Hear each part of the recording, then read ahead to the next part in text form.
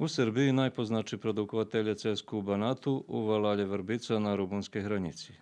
To mali valal so 172 hižami, u ktorých žijú Maďare, a skoro každé obisce sadzi cesnok, ktorý izašli z celi 2016 roku.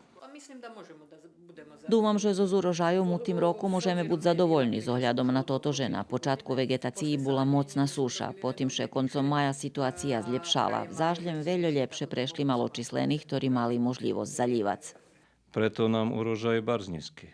U ješenskej produkciji po 4 tony, a u jarni 3 tony po hektare. Robiše u stvari o drahej produkciji, ktorá bar malo mechanizovana. Najznačnejší operaciji u tej produkciji sadzenje, dopatranje, zaštita, vidnimanje, čišćenje, pakovanje, čuvanje.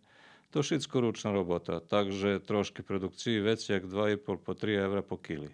Vrbitski produkovatelje uglavnom predavaju na kupcom, ktorí ich ucenjujú za nízku cenu 2,5 evra. A už dlže, jak mešac, ani ne prihodza do valalu.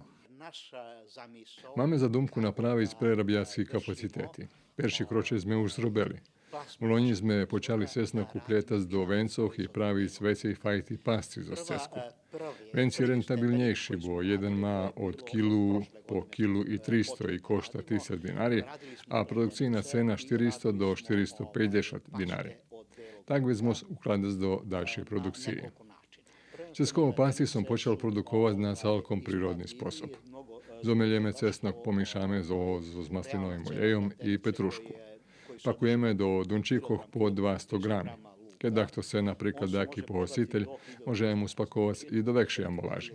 Prerobky naiste ne traca na vrednosti i trebalo bi še u tim pohľadze spatric na Italiju, Španiju, Francusku, ktorí to davno robia. Takí produkty najmenej 10 raz drahší od samej hlavky. Preto by država trebala pomáhať s malým podnimateljom i za drugom, ukladať do prerabiackých kapacitetoch, da by sme prestali buď žem zavisna od uvozu cesku i od skeľu roky by sme mohli postať zivý vožnik.